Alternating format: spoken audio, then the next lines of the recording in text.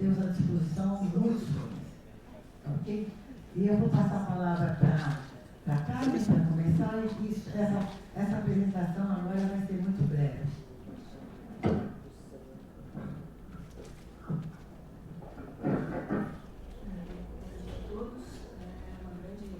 Alegria para a ABA recebê-los aqui nesse pós-evento, que é uma continuação de outros eventos que nós já temos realizado.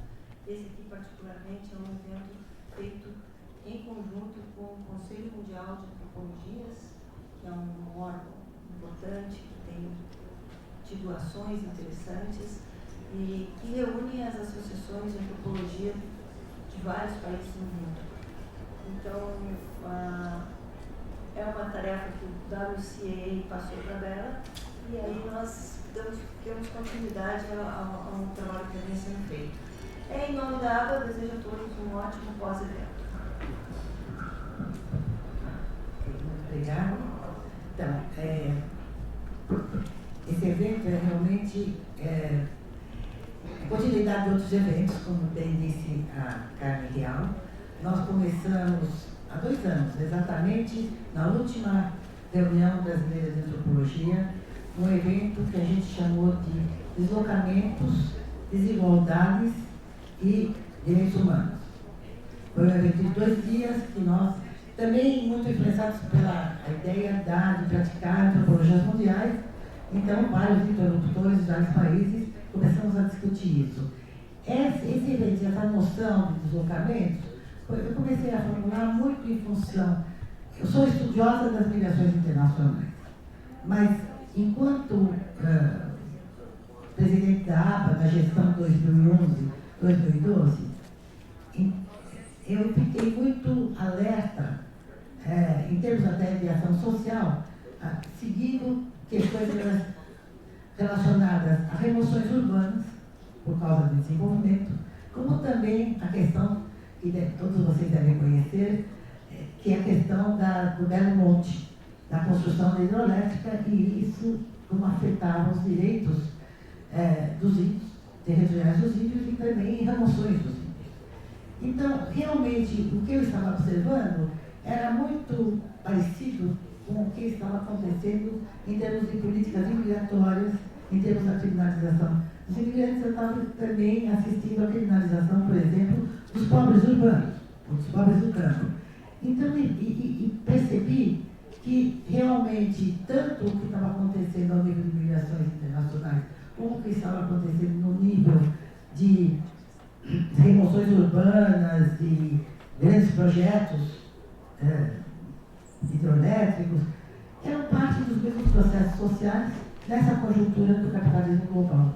Então, começamos a fazer um experimento em termos de ser como que é, até que ponto é useful, até que ponto é importante para nós desenvolver uma conceituação dessa noção mais ampla de deslocamentos, desplaçamentos, displacement, não é?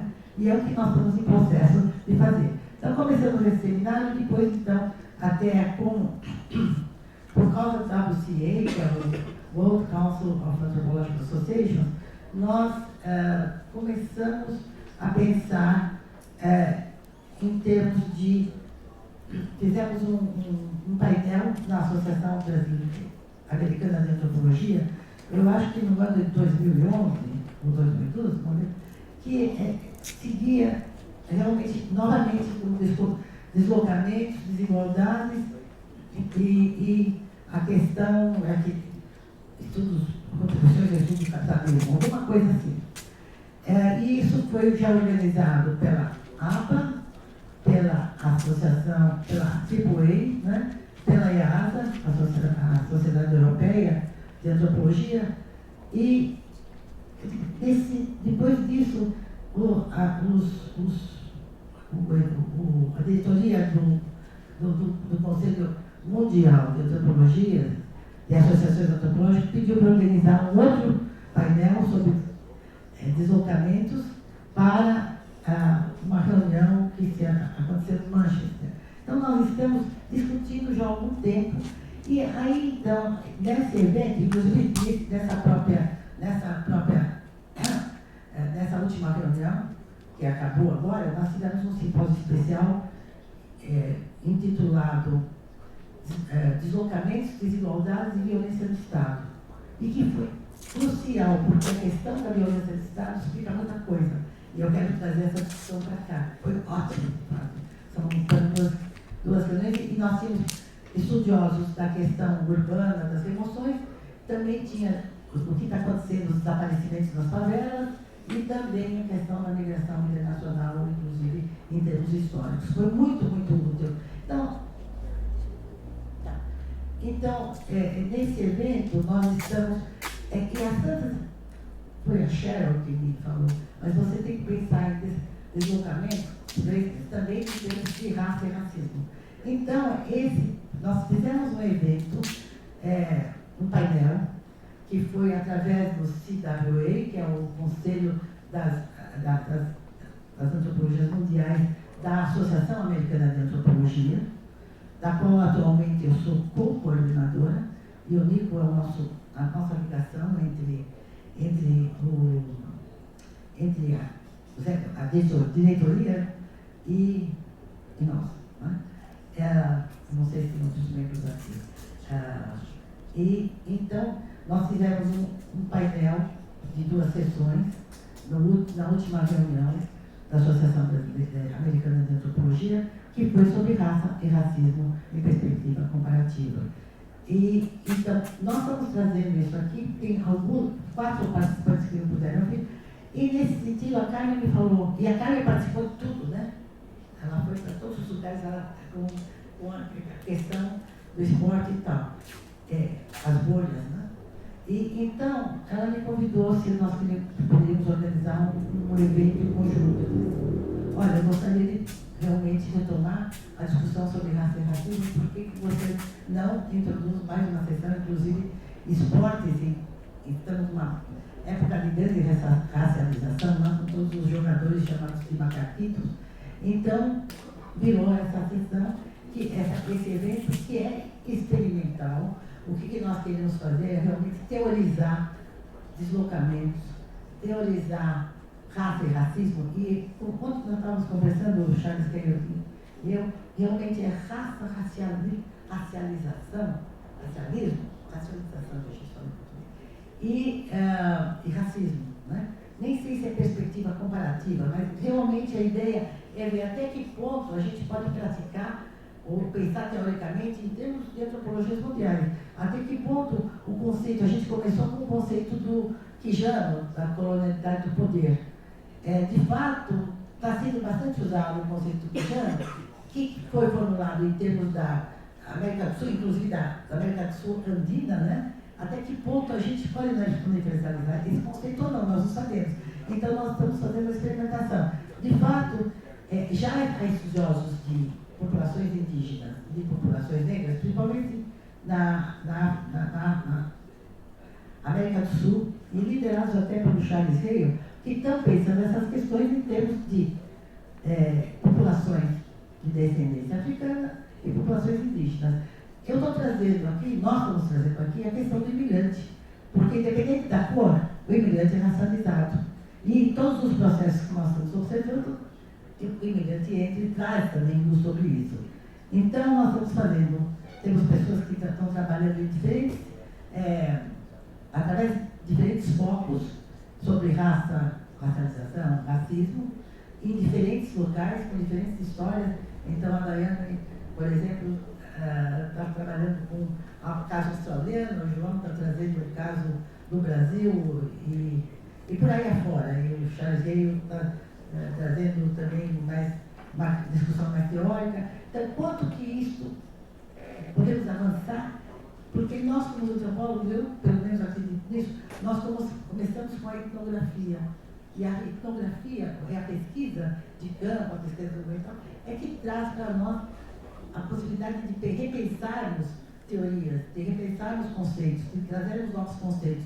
Então, é isso que nós estamos interessados em fazer em termos de como que nós podemos avançar teoricamente, metodologicamente, até que ponto esses conceitos, noções, que são caminhos de estudo, podem trazer, iluminar processos dessa conjuntura do capitalismo global, também pensar em processos de perspectiva histórica, né? E tem trabalhos de perspectiva histórica. Então, essa é assim, um desafio. E eu acho que eu estou muito estimulada, eu espero que vocês se estimulem e que a gente consiga avançar. Então, é isso, que é só por uma apresentação. Eu acho que esse evento é realmente patrocinado pela... É tão complicado, eu faço essas publicações também, CWA, WCA, tudo parecido. Mas é o CWA, o Conselho das Antropologias Mundiais da AAA e a ABA, que estamos organizando esse evento. Então, eu acho que temos que chamar, a primeira sessão vai ser... Está tudo bem, desculpa. Só complementar com a questão do esporte, porque nós estamos reencontrando, como a Bela disse, vários dos colegas que já estamos encontrando em outros momentos, mas outros estão chegando. Eu ainda não conheço a Diane, o Charles também é a primeira vez que eu vejo participar desse evento, desse grupo.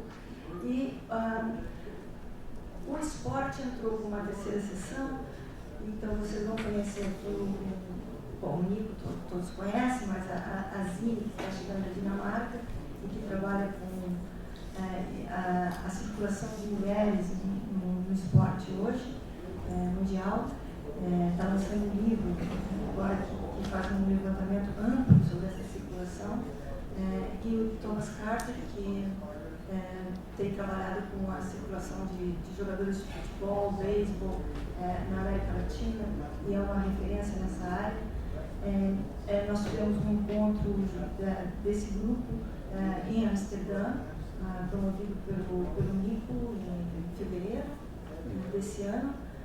Foi muito rentável também, teoricamente, porque a nossa ideia é de que a análise do que está ocorrendo com a mobilidade esportiva pode contribuir muito para se pensar as mobilidades em geral. A mobilidade esportiva, que em alguns casos é um looking up, estamos falando de jogadores que ganham milhões, nem sempre, mas a gente também está falando de centros de treinamento na África, de jogadores africanos sendo levados para a Europa e para outros continentes, como o trabalho do Nico, que é mais em torno de jogadores nas ilhas, na Oceania, e praticar esporte também no norte global. Eu acho que analisar esse movimento pode ser muito interessante também para se pensar os processos de imigração de uma forma mais geral, deslocamentos e mobilidade. E temos o prazer de receber aqui uma embaixadora, Brasilia Alves, que é a responsável pelo setor de esporte no Ministério das Relações Exteriores do Brasil. Ele presente durante a Copa do Mundo, foi uma das organizadoras desse mega evento. E essa é uma tentativa que ela sempre faz de transformar aquilo que se produz academicamente em algum tipo de política pública. Então, eu espero que ela vai nos escutar durante todo o evento e eu espero que a gente possa colocar um grãozinho de areia lá nas políticas públicas. Também queria assinalar a presença da Cristiana Bastos, que é de Portugal, que será a nossa comentadora, assim como a relatora final do evento. Como sempre. Ela foi também há 2 anos. Bom, a Cristiana Bastos, que é da Universidade, que é do Instituto de Ciências Sociais da Universidade de Lisboa, nós temos uma interlocução há muitos anos, amizade e tal, e ela também, no evento de há 2 anos, foi relatora. Então, ela vai de novo ter essa função, ela é uma ótima relatora, e a gente faz mesmo ela trabalhar, tá ok? Muito obrigada. Last but not least, o professor Mullings, que vai ser debatedor da sessão de esportes.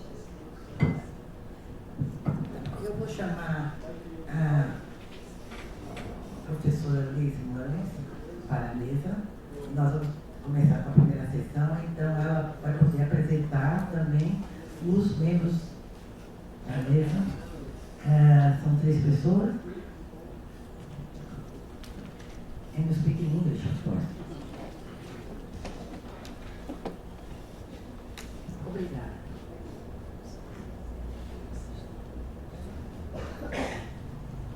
will the panelists like to come up?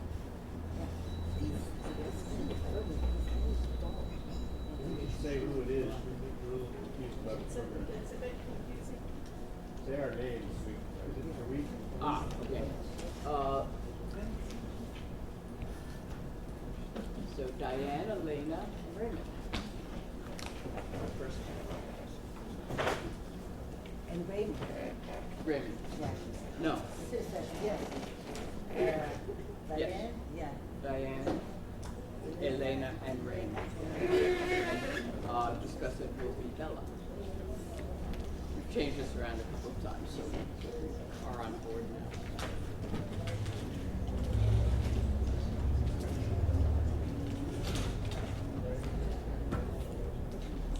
So Raymond, Yes. Diane, and Raymond.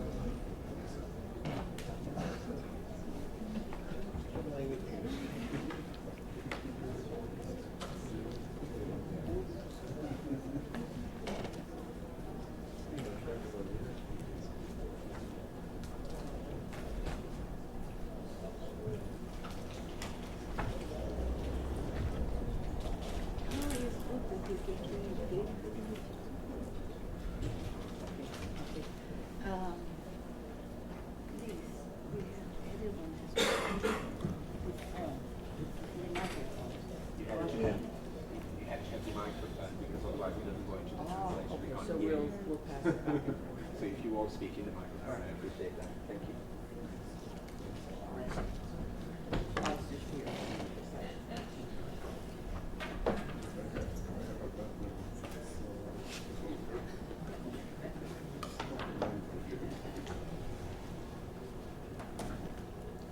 So first, I would like to really thank Bela and Carmen for organizing this.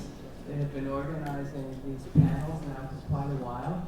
And the wonderful thing I think about these panels is that it brings together so many people from so many different countries to really think comparatively about these issues of displacement, migration, race, and racism. And as you know, the comparative approach is the hallmark of anthropology, and it's particularly important here because I think this is what tells us about how these issues manifest themselves in different countries, what are the universals, what are the specifics. And so not only do they make a tremendous contribution to scholarship by bringing us together, but I think they also make a contribution to social justice. So I'd like to thank both Carmen and Bela for organizing this series of panels. So we are going to have 3 speakers. Each speaker will speak for no longer than 20 minutes. And we will begin with Diane Austin Bruce from the University of Sydney. We will then have Elena Nava Morales from the University of Brasilia and Raymond Codrington from the Urban Institute. And their presentations will be followed by a discussion by our own Bela Feldman, and then we will open the floor for discussion. So Diane will be here in a moment. I'd like to thank Bela, Carmen, Leith, and I think I'll say all other organisers and sponsors. And a wonderful event to come to from Sydney and in a place that I'm enjoying very much as well. Today, I want to speak to my paper, but reverse the order in which it's written. My focus will be analytical rather than historical, and I propose to address the substantive issue and then offer some analysis. Having read some of the other papers, I think my own is a good example of the limits of rights projects that Charles describes in his paper, and also seems to me to have a lot of connections with Giles' account of pacification. And with that comment, I'll get into it. In 2007, in Australia's Northern Territory, there was an intervention into a remote Aboriginal communities. It involved a military presence and new restrictive legislation applying only to Aboriginal people. These events were precipitated by the release of a report on child sexual abuse in remote Aboriginal communities, and the report was consistent with troubling social statistics for these communities established as a part of a land rights and homelands movement dating from the 1970s. And we're talking here about 16,000 people living remote in this particular section of Australia. Through the 1990s and 2000s, appropriate responses to high rates of violence, substance abuse, lifestyle disease, and avoidable death had been canvassed, and anthropology as a discipline had a particular role in this. Now, this intervention included the following components. As I mentioned, there was a military presence in communities for a number of months. That military has now been withdrawn. There was also suspension of the Australian Racial Discrimination Act. That act has now been reinstated. 500 pages of legislation exerting extensive controls over local governments and individuals was enacted, and most of these individuals were welfare recipients. Amongst those controls, Aboriginal welfare incomes were subject to what was known as quarantine, in that at least 50% of the expenditure from those welfare incomes was totally controlled by the state. So that is the phenomenon back in 2007 that moved me to think along the following lines. The events were racist in the trivial sense, I suppose, that they required suspension of Australia's Racial Discrimination Act. More seriously, the reason for this was that the Act had to be suspended in order to preempt a challenge to the actions by the state in the High Court of Australia. And that challenge was avoided. This allowed that 500 pages of legislation to pass uncontested through Parliament with no critical discussion from either of the major Australian parties. And indeed, on the days that most of the legislation was passed, a horrifying event to watch on television, the Minister for Aboriginal Affairs stood in an empty Parliament and read the content of the acts. That when the call for the vote came, everyone came in and it was voted on. So it was a really dramatic, outstanding event. Nonetheless, discourse leading up to these events lacked previous common assertions about race, Europeans, and Indigenous peoples that have been very, very common in Australia for a very long time. Moreover, there had been some advances. The White Australia immigration policy had been discarded, multiculturalism had been embraced, and forced assimilation of Aboriginal people had been dropped for land rights and self-determination. It appeared that there had been some significant modification of the very racist society that Australia was, certainly in the early 20th century. But, of course, what these events show is that that change was limited. And my proposal is that in the place of more familiar racial formulations, a politics of moral order had become more prominent. And I now want to talk about that concept, which is fundamentally my own concept addressed to this situation. The politics of moral order involves at least three basic components. The first is the moralising of socio-cultural difference as human deviance or deficit. And of course what that does is thereby narrow the normative range of difference that is actually recognised in society. Secondly, it involves the reduction of structural disadvantage to matters of personal and social pathology. And thirdly, it involves the portrayal of a people's distinctive sociality only in terms of pathology. Poor treatment of women and children is prevalent in Aboriginal society, but is not intrinsic to it. And it's that shift that brings on a politics of moral order. More generally, whether or not the classical 19th century features of modernist racism are evident, this politics legitimates forced interventions in the life of a specific group. And regarding the intervention, there was a specific neoliberal dilemma. Market solutions to the issues in remote communities are not especially effective. So what this tends to elicit is a proposal that Aboriginal people are intractable, non-market beings. Not in any sense Adam Smith's improvers or persons pursuing betterment. Now, the politics of moral order has a long history in Australia, and my paper notes the parallels between an early discourse of savagery in Australia at the point of settlement and a discourse of pathology today. I amplify this idea of the parallel with reference to an essay by Thomas Huxley, a 19th century advocate for Charles Darwin's later work, Descent of Man. Huxley made dual distinctions between the savage and the civilized, and the deviant and the productive, the former applying to the New World, the latter applying to 19th century industrial Britain. He felt that the slothful were always with us and should be contained. And I want to suggest that in the Australian context, because Darwin, having visited Australia and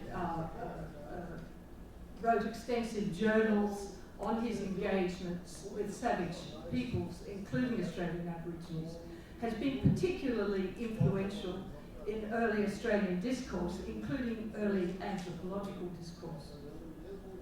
Like Huxley, perhaps, Australia shifted from savagery to pathology. Moreover, each of these formulations came to prominence at a specific juncture in Australian capitalism. In the first instance, in the early days of settlement, the initial development of pastoralism and the initial land grab by the state was accompanied by a rising register in speculation on and critiques of the savage in Australia. Interestingly, this discourse of pathology that has come more recently came in the wake of the 1960s rebirth of the Australian mining industry, and particularly mining for minerals in areas of Australia that involve traditional Aboriginal country. Furthermore, I think both these forms of moral politics involve a narrative of what I call liberal disappointment. Why aren't they more like us, the responsible majority? And the proposal was, of course, that savages ultimately would wither away. The deviant, however, must be changed or contained. If you have my paper available to you, the factor that I think I would like to note in particular is the violence of the language towards remote Indigenous people that was abroad during the course of this intervention, leading up to it and immediately following it. I think no one could be but surprised and possibly horrified that such language could be perpetrated by major figures, not simply rednecks or whatever, but well-educated, ex-World Bank economists, the same educated, gentle persons who surrounded the original settlers when they became disappointed with the savages. And of course this was something that really struck me as a field worker at the time. This appallingly violent language used in relation to people who would be spoken about but not spoken to. So in conclusion, I want to propose two very fundamental dimensions to Australia's racism towards Indigenous people. The first, and I take this little formulation actually from Jean and John Comerell writing about ethnicity, but I think it fits this situation well.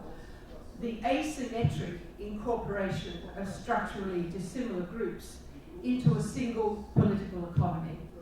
And I think that the circumstance of Indigenous people in Australia is a paradigm of that. The asymmetric, hierarchised incorporation of two very dissimilar groups into the one political economy. And of course what this points to is the underlying role of capitalism in the articulation of Australian racism. Secondly, a politics of moral order that interprets difference and disadvantage in terms of inferior moral being and therefore masks the structural nature of power. Finally, I want to remark that a politics of moral order can interpret spurious biologies. It can be the means by which the notion of an inferior biology is interpreted as a social normative or non-normative phenomenon. But of course, a politics of moral order can also stand alone. And I think certainly in the Australian case and perhaps in many others, be deployed to realise what we know as race today. Thank you.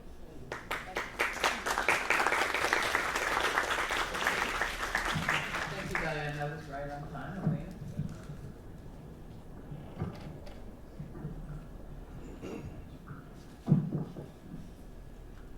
Buenos días. Yo hablaré en español. Quiero primeramente agradecer a Bela y a todos los colegas por permitirme participar en este post-evento. Para mí es muy importante traerles este texto. Este texto es fruto de mi trabajo de investigación doctoral. Yo les hablaré de algunas políticas relativas a las telecomunicaciones en México, en el estado de Oaxaca. Voy a leer un poco para poder ser un poco más concisa. Bueno, el presente caso intenta develar las tensiones existentes entre la exclusión parcial y el acceso diferenciado a los derechos humanos, específicamente al derecho de la libertad de expresión y de la ciudadanía étnica de colectividades indígenas en el estado de Oaxaca, que se articula localmente para posicionarse ante las transformaciones y embestidas legislativas del Estado mexicano. La perspectiva de la colonialidad del poder de Quijano dará luz sobre el acceso e exclusión diferenciados de los pueblos indígenas a la libertad de expresión, pues muestra cómo la idea de raza como instrumento de dominación de la alteridad subyace a las relaciones entre Estado y pueblos indígenas. El foco de este trabajo se centra en los procesos de comunicación comunitaria en el estado de Oaxaca y sus formas de posicionarse ante la colonialidad del poder presente en los discursos multiculturalistas de la legislación federal sobre telecomunicaciones. El caso específico de los medios de comunicación comunitaria cristalizará fundamentos históricos de la resiliencia indígena en Oaxaca, sintetizados en el marco explicativo de la comunalidad, a través de los cuales podremos relativizar nociones como legalidad, ilegalidad o democratización de los medios, presentes en los discursos multiculturalistas. Un poco el contexto. En la década de 1970 surgieron los movimientos sociales de la New Left en el mundo, entre los cuales se encuentran los movimientos de minorías étnicas y raciales. En un contexto más amplio, en los años 80 y 90, con la inclusión continua en los movimientos sociales de las problemáticas ambientalistas, de género y de minorías étnicas y raciales, la llamada sociedad civil se fortaleció a través de organizaciones no gubernamentales que coadyuvaron al fortalecimiento de las luchas indias. Después de la caída de los regímenes socialistas, entre el 89 y el 91, el sistema neoliberal sacudió las economías planetarias con crisis y desequilibrios radicales. Una de las respuestas sociales a esta sacudida fue la emergencia de los movimientos antiglobalización. La aparición del Ejército Zapatista de Liberación Nacional en Chiapas en 1994, además de ilustrar cómo los movimientos sociales tienen su raíz en conflictos que presuponen maneras diferentes de entender y aprender lo político y lo cultural, significó 4 cosas. 1. La posibilidad de construir una nueva ciudadanía étnica mediante el reconocimiento de la diversidad. 2. Determinar las transformaciones en materia legislativa sintetizadas en los acuerdos de San Andrés Larrainza. 3. Dar la estocada mortal al indigenismo de viejo cuño. Y 4.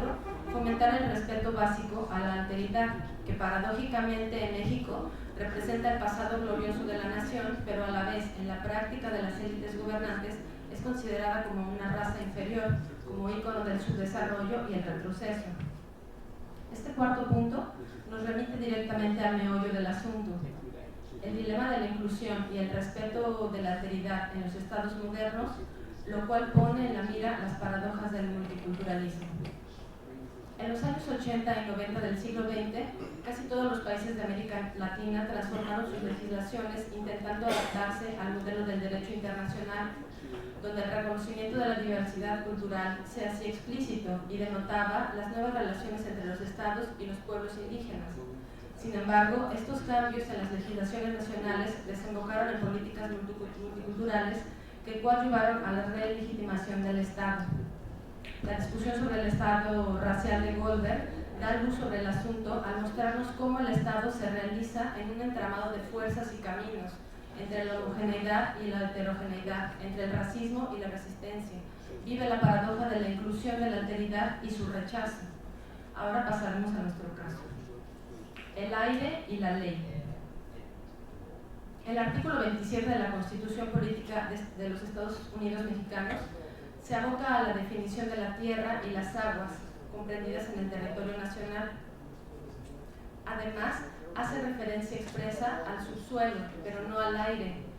El aire o el espacio comprendido del suelo hacia arriba no es materia de apropiación en la Carta Magna, pero sí en las leyes específicas correspondientes a la Secretaría de Comunicaciones y Transportes, que es la agencia estatal dedicada a administrar los medios de comunicación en el país. El aire como categoría presente en los reglamentos de la Secretaría se vincula al espacio aeronáutico, a la navegación aérea. En un sentido más específico y vinculado a la comunicación, el aire se torna espectro radioeléctrico, el cual se torna espacio y medio para propagar ondas electromagnéticas, que a su vez transmitirían la información y los mensajes producidos por la televisión o la radio. Al igual que la tierra y las aguas, el espacio, como medio en donde se propagan las ondas electromagnéticas, es propiedad de la nación. Pero, ¿quién es la nación? Según el artículo 2 constitucional, la nación tiene, cito, tiene una composición pluricultural sustentada originalmente en sus pueblos indígenas, que son aquellos que descienden de poblaciones que habitaban en el territorio actual del país al iniciarse la colonización y que conservan sus propias instituciones sociales, económicas, culturales y políticas. El mismo artículo de la Constitución, de nuevo cito, reconoce y garantiza el derecho a los pueblos indígenas y a todas las comunidades a la libre determinación y, en consecuencia, a la autonomía para ejercer diversas acciones. Además, en el inciso B, fracción 6, el mismo artículo nos alerta, cito de nuevo, para abrir las carencias y rezagos que afectan a los pueblos y comunidades indígenas, dichas autoridades, la Federación, los estados y los municipios, tienen la obligación de extender la red de comunicaciones que permita la integración de las comunidades mediante la construcción y ampliación de vías de comunicación y telecomunicación, establecer condiciones para que los pueblos y las comunidades indígenas puedan adquirir, operar y administrar medios de comunicación en los términos que las leyes de la materia determinen. De esta forma, la Constitución Política de los Estados Unidos Mexicanos, en teoría, apoya la libertad de expresión de los pueblos indígenas. Y no solo eso, también determina que las autoridades competentes tienen la obligación de establecer condiciones propicias para que los pueblos indios puedan adquirir, operar y administrar sus medios de comunicación. Hasta este punto podemos apreciar el carácter multicultural de las legislaciones presentadas y su disposición para reconocer el carácter pluricultural del país. Sin embargo, al confrontar las leyes con los casos reales, la cuestión se torna altamente compleja y contradictoria. El polémico caso de una radio en el estado de Oaxaca ilustra bien esta complejidad. Nos muestra las contradicciones implícitas en la legislación y los candados cotidianos impuestos a las comunidades indígenas para frenar sus procesos autonómicos. La radio Jaime se ubica en la Sierra Mije de Oaxaca, donde un equipo de la comunidad de Santa María Tlahuitoltepec desarrolla sus trabajos de comunicación comunitaria a través de la radio. Su programación abarcaba diversos temas como salud, política, arte y música de diferentes géneros.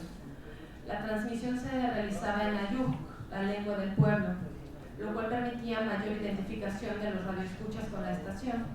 Sin embargo, en la primera quincena de agosto del 2002, la Agencia Mexicana abocada a la Administración de los Medios, sin previo aviso a las autoridades municipales de la comunidad indígena, entró a la comunidad y decomisó violentamente los aparatos, transmisor y materiales de trabajo de la estación de radio.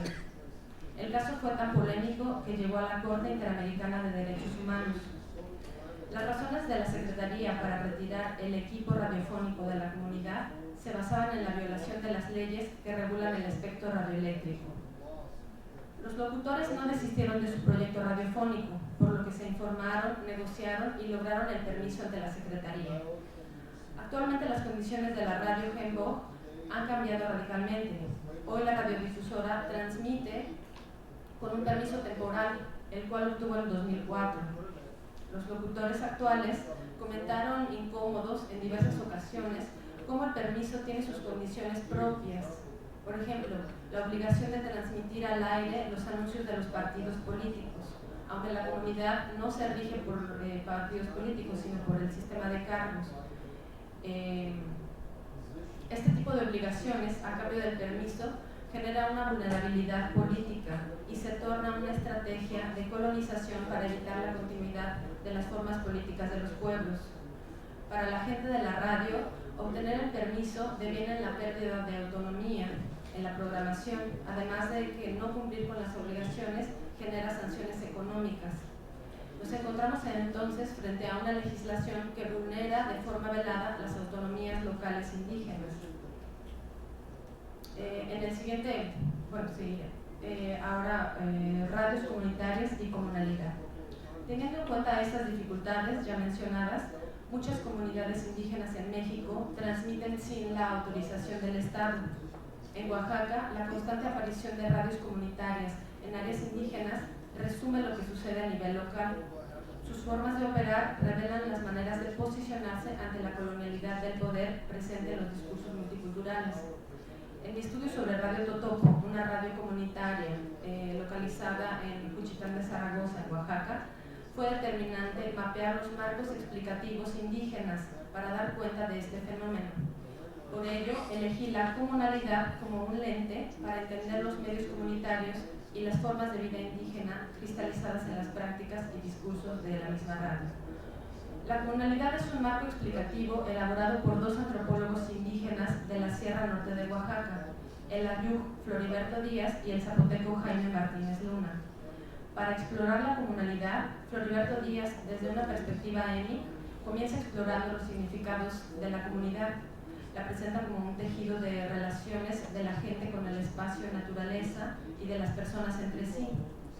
Las relaciones a las que se refiere el autor se manifiestan mediante el, cito, la energía subyacente y actuante entre los seres humanos entre sí y de estos con todos y con cada uno de los elementos de la naturaleza.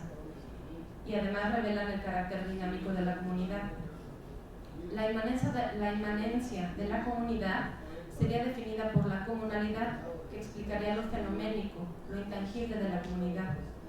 La comunalidad expresa principios y verdades universales en lo que respecta a la sociedad indígena, la que habrá que entenderse de entrada no como algo opuesto, sino algo como diferente a la sociedad occidental.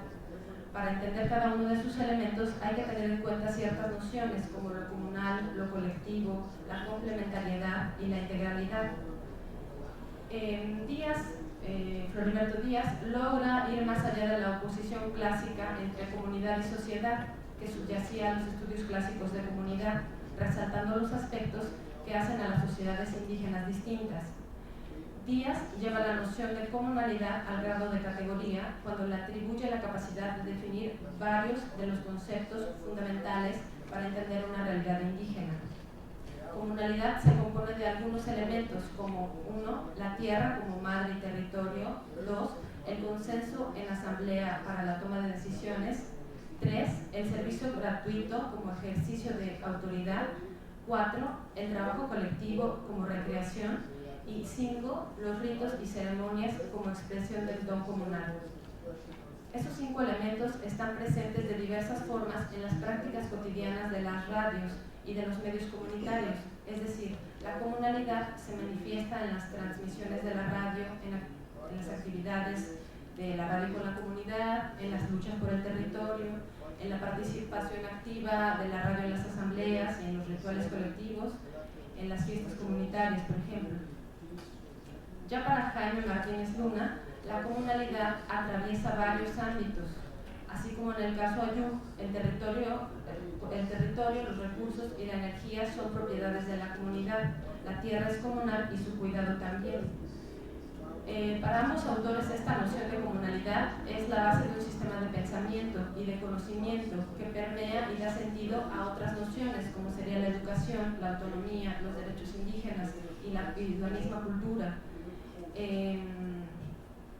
Una de las mayores contribuciones de Jaime Martínez Luna es su reflexión sobre la oralidad, pues dice que la oralidad va más allá del presente. La oralidad es la fuente primaria de la comunicación. Es por ello que la radio y las canciones penetran con mayor profundidad en las personas sujetas y devotas a este medio de intercambio. La oralidad riñe frente a lo escrito, incluso diríamos, estoy citándolo a él, que lo escrito es una manera de imposición que las sociedades colonialistas han usado en su dominio, encontrando en la oralidad la más profunda resistencia desde lo propio de los colonizados.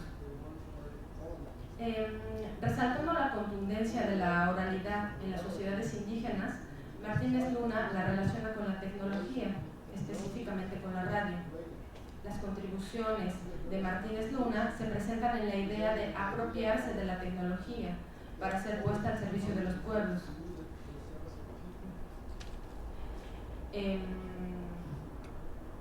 El autor también lleva esta noción de comunalidad al estatus de verbo. Propone comunalizar la vida. Esto consistiría en invertir el paradigma dominante individualista, occidentecéntrico y de omnipresencia de la propiedad privada. Él le provoca a la comunalidad una capacidad de acción y la posibilidad de crear una agenda política desde el interior de las comunidades indígenas oaxaqueñas. Bueno, para las radios comunitarias, la comunalidad sería un marco que sustenta los discursos de los locutores y sus acciones. Por ello, la radio Totopo y la radio Gembo son ejemplos perfectos, pues nos muestran esta cuestión, cómo los locutores buscan constantemente reproducir los vínculos con la comunalidad, con la comunidad a través de la participación y reproducción de diferentes elementos. Bueno, voy a saltar un poco porque mi tiempo se acaba. Vamos a entrar a la cuestión final, que sería lo legal y lo ilegal. Los medios comunitarios, específicamente las radios comunitarias, son consideradas ilegales por el Estado. Siguiendo a Heyman y Smart, y para este caso específico, la ilegalidad se finca en la incompetencia legislativa estatal y reproduce lo que el mismo Estado ha clasificado como ilegal. Por ende, lo legal y lo ilegal conviven dentro de la misma lógica estatal. Son categorías clasificatorias que designan lo legal como conocido y controlable y lo ilegal como desconocido e incontrolable, siendo este último un ámbito complejo e indescifrable para los gestores de las leyes y las políticas públicas. La llamada ilegalidad, inventada y usada por la lógica estatal, ha dado pie en toda América Latina a la criminalización y persecución de las radios comunitarias. Los preceptos del Quijano, referentes a la idea de raza como categoría clasificatoria y fundamental para la dominación colonial, pueden ayudarnos en este punto, pues observamos cómo la ilegalidad se revela como un proceso racializado. En este proceso, los ilegales, que para el caso abordado son las radios comunitarias, van más allá de las normas determinadas por el Estado, y por ese motivo son perseguidos, multados y en ocasiones asesinados, como lo muestra el informe de 2012 de un miembro en el Foro Permanente para Cuestiones Indígenas de las Naciones Unidas. De esta manera, para terminar ya, la transformación de lo ilegal en legal se revela como un movimiento de lo clandestino a lo legítimo, es decir, a lo que es considerado como legítimo por el Estado. Lo ilegal solo se tornará legal cuando sea relativizado a través de otras visiones del mundo, como por ejemplo la comunalidad, que no tengan por origen la colonialidad del poder, manifiesta los discursos multiculturales. Bueno, la comunalidad a través de sus postulados y sus elementos constitutivos aportaría mucho al campo de estas políticas multiculturales. Creo que un análisis serio y profundo sobre la comunalidad contribuiría a disminuir las relaciones de poder racistas existentes entre los estados nacionales y los pueblos indígenas en México. Gracias.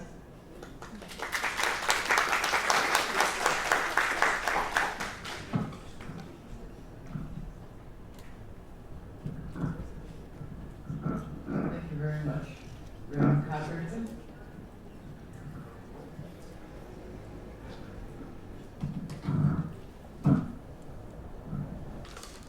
Good morning. Good morning. First of all, I'd like to thank the organizers for bringing us together as a group to talk about these very important and pressing topics. The title of my paper is Leading with Race, New Challenges and Opportunities in Addressing Structural Racism. And I'm going to try to keep this to under 20 minutes, so I actually have my stopwatch on. I'm not Facebooking or whatever else, tweeting. So just a quick update on my status. My affiliation says the Aspen Institute. I'm no longer at the Aspen Institute. I'm a consultant now. I work with museums and nonprofits around conducting community-based research on design and hip-hop education, in addition to being a scholar. So a few points about my presentation. I will provide some background related to my work around race and racism while I was at the Aspen Institute. I will then talk about the role of popular culture in this and what this means for addressing structural racism, and I will conclude by considering the potential implications of social change and influence of policy analysis and interventions. So this paper represents 6 years of work at the Roundtable on Community Change. My work involved convening scholars, senior leaders of working groups, facilitating dialogue, and developing civic engagement projects around race and racism. The Roundtable on Community Change is a policy program of the Aspen Institute, which is a Washington, D.C. Based think tank that started in the mid-1950s. The policy programs are content and area specific. They convene groups, conduct research, and disseminate findings. There are about 25 of these policy programs at Aspen. The Roundtable on Community Change's work focused on racial equity and poverty reduction. And given the difficulty in addressing race and racism in the civic arena, the Roundtable began its racial equity seminars in 2003. The seminars came out of the need to deliberately focus on race discussions in regard to the core causes of poverty. While many working on these issues felt that they were addressing race, it became apparent that a more focused analysis of race, and more specifically racism, was needed to mitigate against the tendency to assume that race and racism were being addressed by default because individuals and organizations worked with primarily Black and Latino populations in the U.S. So I'll just provide a very brief outline of what these seminars entailed. They're meant to be a safe space where multicultural groups of leaders deepened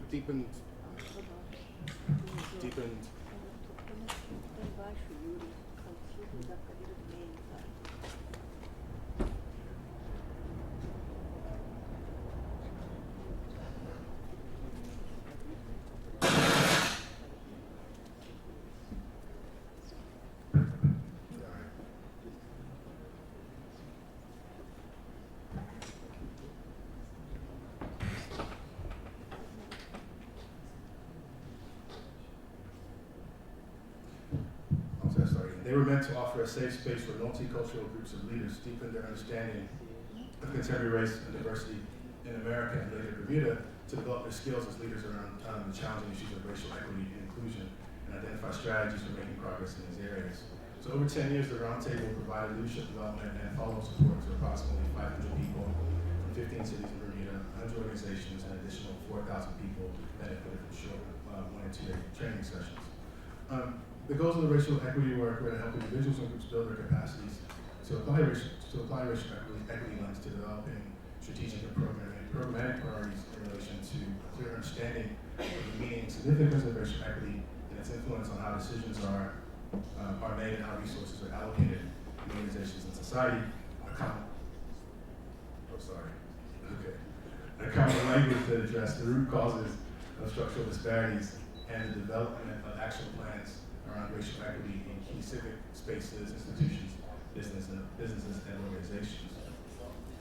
Seminars included readings that were based on texts from a range of disciplines, including law, political science, anthropology, sociology, and communications. The sessions also included videos, small and large group exercises, and they're moderated by academics, professional facilitators, and Aspen Institute staff. A critical race theory lens was useful in establishing the law as a baseline set of practices and outcomes that reflected a clear trajectory of discrimination in policy areas such as education, criminal justice, and employment. And the law was analyzed to demonstrate the moments and circumstances under which racism and disparate outcomes became legally sanctioned and institutionalized. All seminar participants developed an individualized or organization-specific action plan called the Racial Equity Theory of Change, or the RETAC. And the RETAC is a backwards mapping exercise developed by the Roundtable to guide the conceptualization and development of strategies for eliminating disparities. And we as Roundtable staff continue to work with seminar participants to develop and edit RETACs that they began at the seminar. So the work provided a structural racism framework to identify and analyze where racial disparities existed.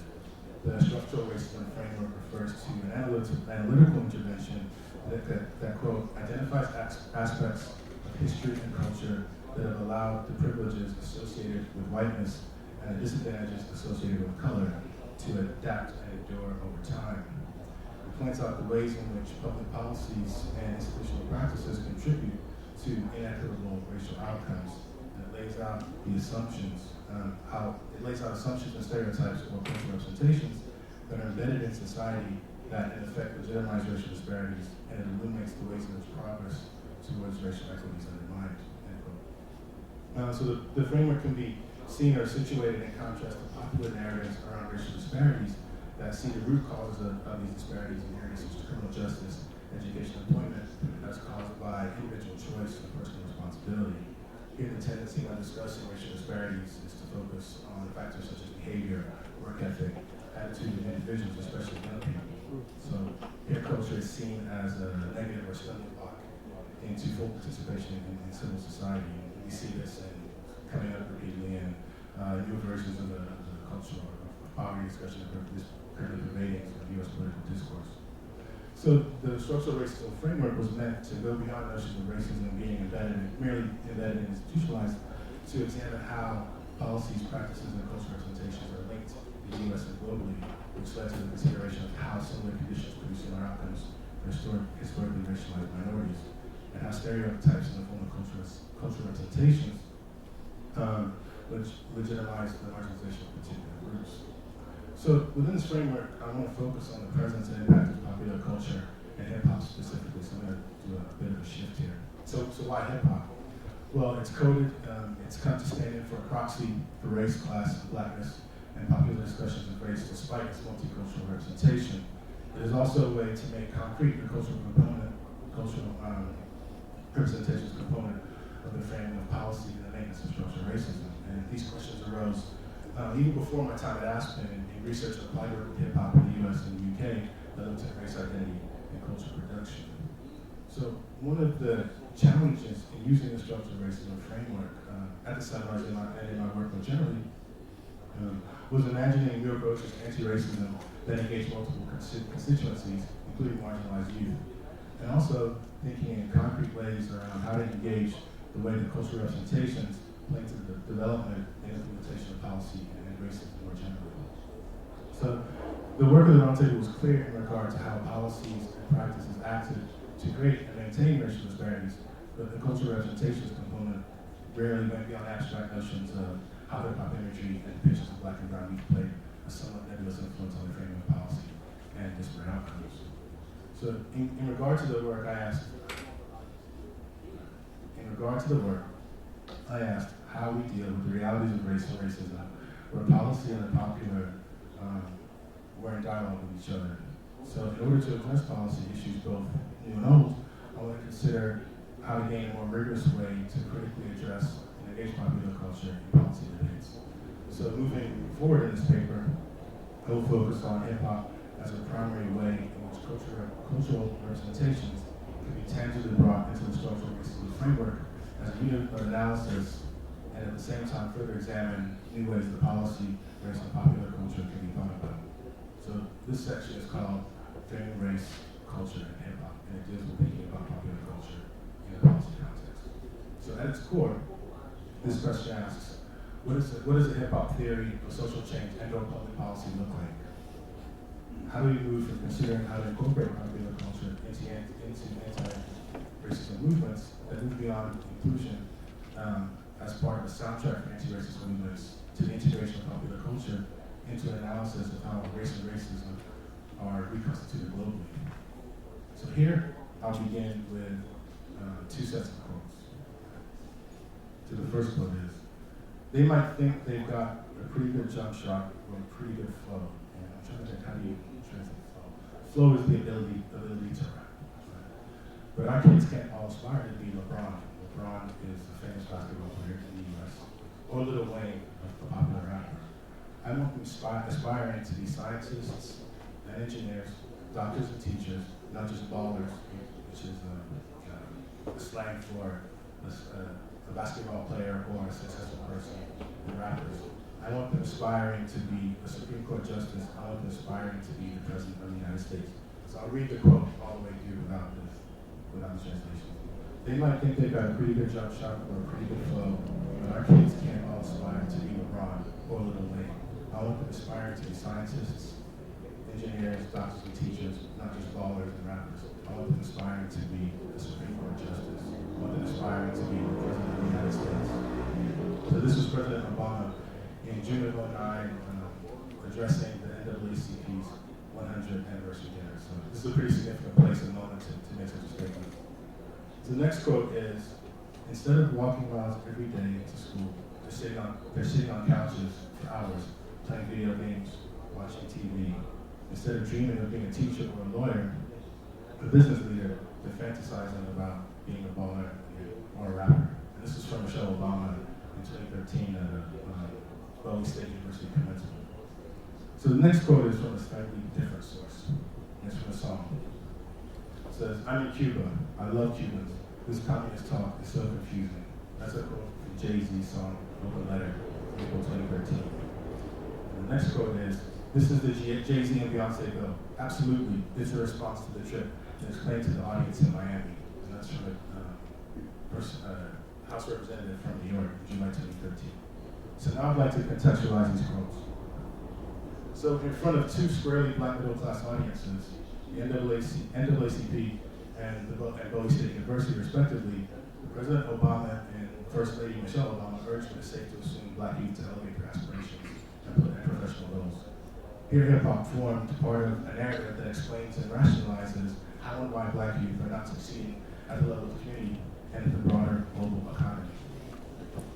The inclusion of these quotes from the Obamas gives more insight into the place of representations of culture and hip-hop in national policy debates and the framing of race in the current moment, rather than about how much President Obama and his administration like or dislikes hip-hop. After all, referencing hip-hop and culture more specifically as ways to explain the outcomes for communities of color, especially youth, was well established before President Obama took office.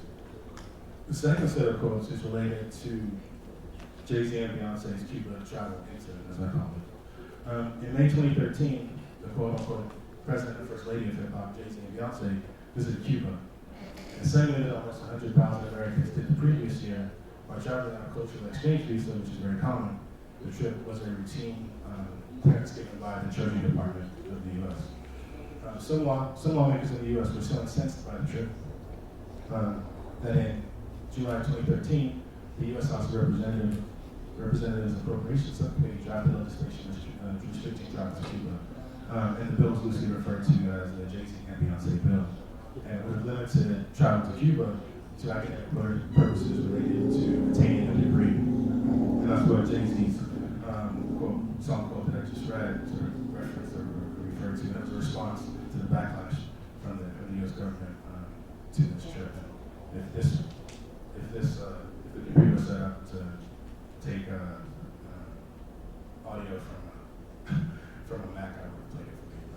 Play for you if you like at the day. The bill made it out of committee would not pass the Democratically controlled Senate. So this example brings up a number of questions and observations as it represents a key set of optics related to race, racism, and policy at the material and symbolic level that deserves attention on several fronts. First, the reaction by particular members of the U.S. government complicates notions that hip-hop has no presence in policy discussions. The drafting of this bill marks the engagement of hip-hop with policy at the federal level. Second, the attempted legislation marks legitimate notions of citizen and nation. So here, legal travel by a black man and woman is a cause of concern and should be controlled and prohibited. Essentially, blackness should be kept within certain borders, not allowed to travel, and hip-hop, by the same token, should be contained to particular domains, both analytically and spatially. So the containment of blackness and hip-hop domestically and globally is a defining component and outcome of the new politics, new optics of policy. Third, the trip marks the global connectivity and popularity of hip-hop culture. In regard to Cuba, the Jay-Z and Beyonce bill would have further drew boundaries between hip-hop communities in the U.S. and Cuba that were built earlier in 2000 through iChecks, which was a sort of international exchange program that brought U.S. artists to Cuba.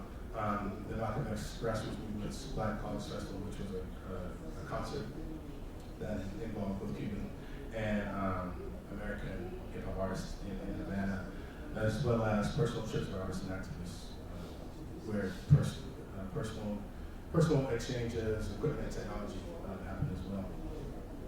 And another layer to this one, sort of complicating some putting this in the context of foreign policy and hip-hop, during the same month that Michelle Obama's quote came from there earlier, the U.S. declared longtime political fugitive Assad Shakur, who fled to Cuba after being accused of shooting a police officer. She was put on the FBI's most wanted list during the same month that Michelle Obama made her quote. She's actually the first woman to be placed. Okay, so the floor is now open for questions and discussion, and you'll have to use one of the mics.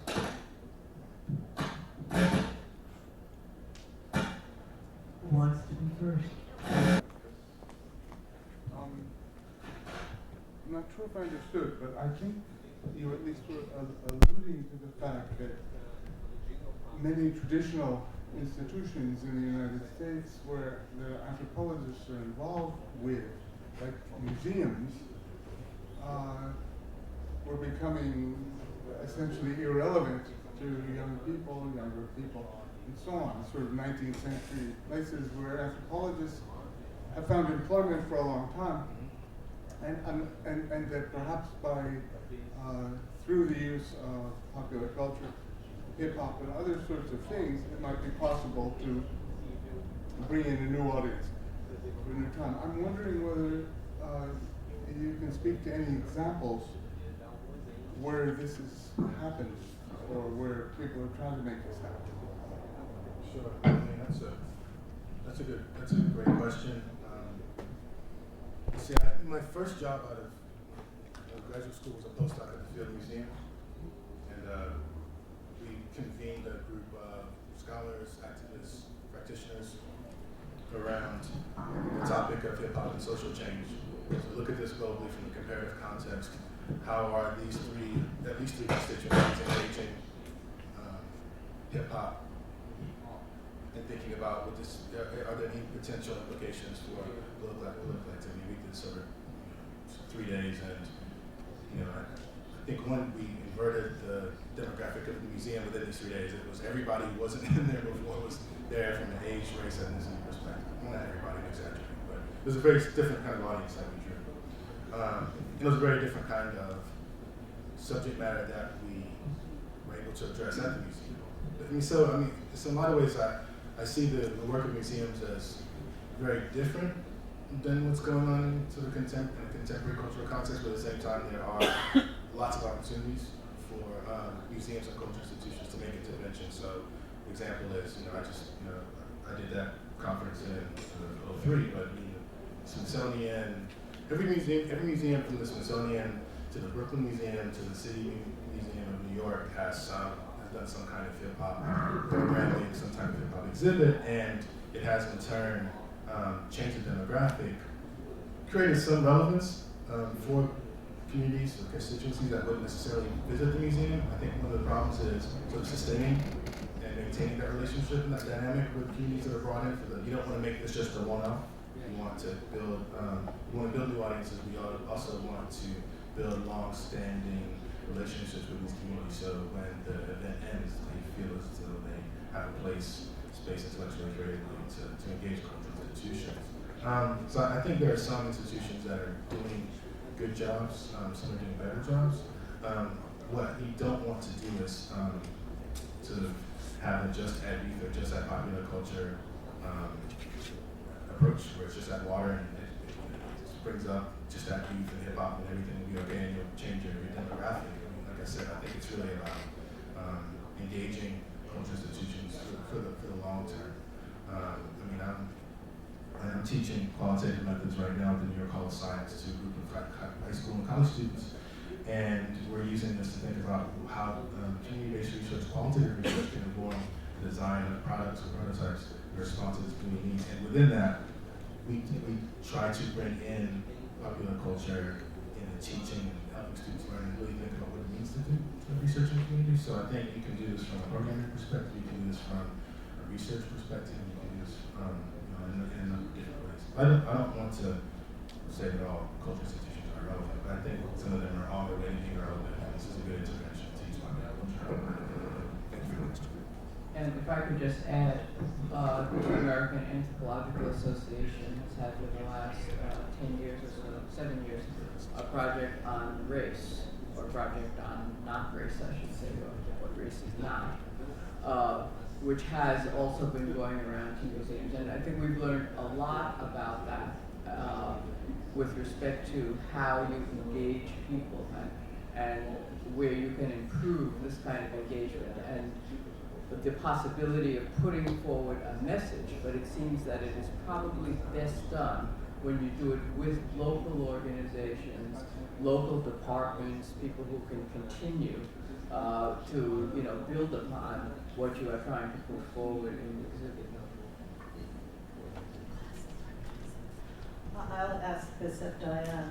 You talked about the particular language of violence and the way that Aboriginal peoples have been described now as being pathological.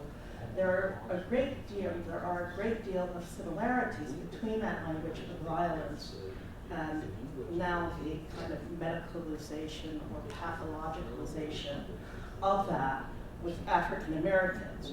And I wondered, do you see those similarities? Have you read the work of others? Can you comment on that? Or any differences that you see? Because in the United States, we saw a transition as well, particularly during the Reagan years, and as neoliberal politics got a hold. So perhaps you could just comment a little bit more on that. I must say, in recent times, I'm not actually up with that literature right now, but I think what I'd like to point out is that the first time I used the concept of a politics of moral order was in an ethnography I wrote on religion in Jamaica.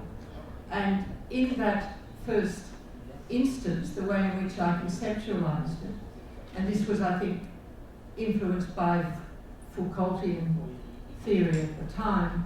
It was as a politics of the making and unmaking of persons. And once again, those themes of in enthusiastic religion, of the exuberant, undisciplined, wild, sexual, African other, contaminating what was a British nonconformist Christian tradition. I first explored the concept in that context, and of course, because my early years in anthropology were spent on the south side of Chicago, I think that there is definitely an intuitive feel. I think since I went back to Australia and began to work with Indigenous Australians, two different things have happened. One, I think Bela's quite correct that in this paper I probably need to elaborate a little more still on the role of the state in that, but I think that's been a shift from my original Caribbean work, that I now see that politics of moral order not simply in the intellectual tradition of Australia, for instance, but also in the operations of the state. I think the other shift I see is the manner placing the defence of the person that occurs within Aboriginal communities. And of course, this is the thing that brings out that violent discourse, particularly on the part of contemporary neoliberals, that these people just won't do what they're supposed to do. And what all this is about is trying to realise market solutions and a market individual in these very remote situations that of course have never been remote for the Aboriginal people that are there, but have been constituted as remote by the state and society that is in the dominating position. And of course, so what you have there is Aboriginal people who fundamentally, you could sum it up in just one observation, they will not migrate. They will not migrate to find employment. And the state just doesn't know how to handle that. So I think I'm sure, and I'll be grateful for specific references, there's a range of New World African literature that would be relevant. And it's been a very interesting journey, in fact, for me to begin with religion and the position of working class black women in the Caribbean, and then come to Australia and then understand the setting of this within the context of the state, and I think the cultural ways in which people try to protect themselves and push themselves forward against this. Yeah. Charles.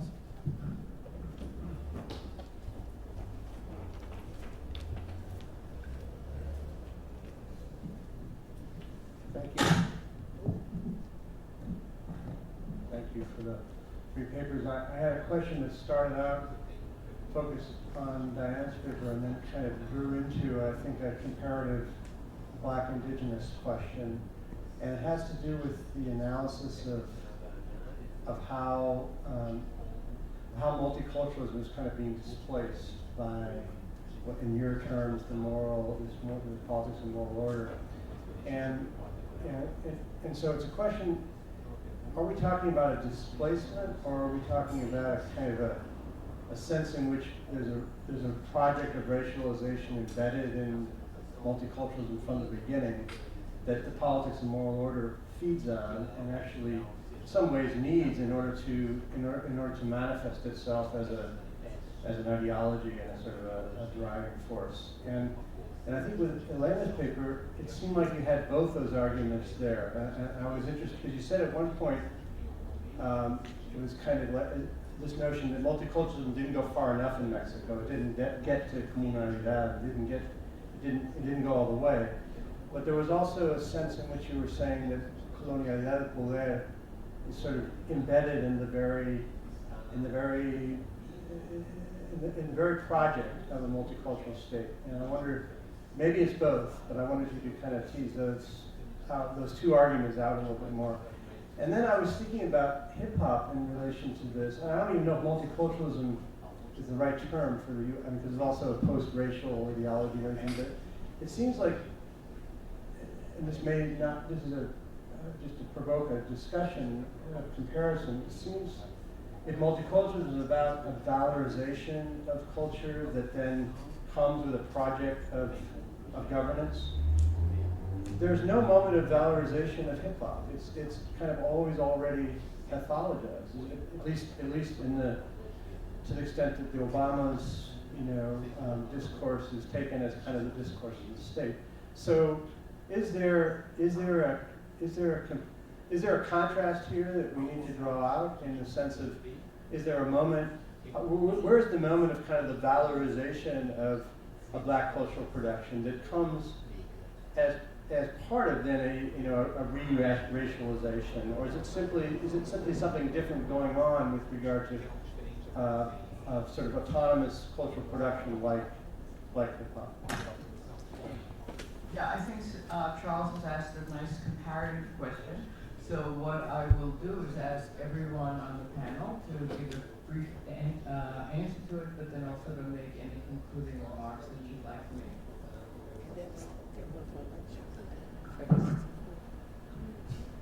Okay, well, I'll be quick at this time. Charles, it's an interesting situation that in Australia, multiculturalism as a movement has always been understood fairly separately from Indigenous self-determination. And the reason for that is that amongst the concerns of Indigenous self-determination is the concept of the first people, whereas multiculturalism is confined really to the exploration of basically Australian immigration since the Second World War. But what is interesting there, and what I think is really quite striking, I would have said, say, in the 1980s, that where Aboriginal people were regularly pathologized, this was unusual in relation, less usual in relation to the migrant population. And so one of the things that I'm interested in here is the range of normative difference that a society and a state is prepared to address, the range of normative difference before that difference is converted into, as it were, a deviance or a deficit in humanness. And I think clearly there are variations between societies and variations in any one society and its state over time. And that, I think, is an interesting issue. Bom, eu acho que para responder à pergunta, eu acho que coexiste um elogio à diversidade dentro do Estado mexicano, é um elogio para o indígena, para o que significa o índio no México, mas também já na prática da política pública e mais na prática porque no discurso, como eu consegui mostrar, aparece esse elogio à diversidade, mas já na prática, durante a realização da política pública, eu acho que existe uma criminalização e um cadeado para a realização dessa diversidade. Então, eu acho que tem uma tensão muito forte entre o que seria o discurso do multiculturalismo e a prática do multiculturalismo. Então, eu iria por aí.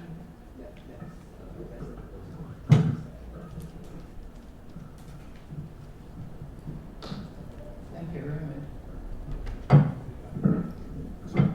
Thanks for the question. It's extremely loaded. It's on many different layers. I think that sort of the discourse around blackness and hip hop has, I don't say erased, but it's taken a backseat. mean, I think when we talk about the cultural production and public representation and practice of hip hop, it's talked about in multicultural terms. You know, I think in some ways it's the historical arc and the end product of hip hop was to address social conditions, but it was also to bring people together of all races. So in theory, hip hop was supposed to be multicultural, but it's derived from a particular Black and Latino experience at a particular time in New York. So I think the public representation of hip hop, in a lot of ways, when you talk about practice, is multicultural. When you talk about the policy and the structure, it becomes Black on the side.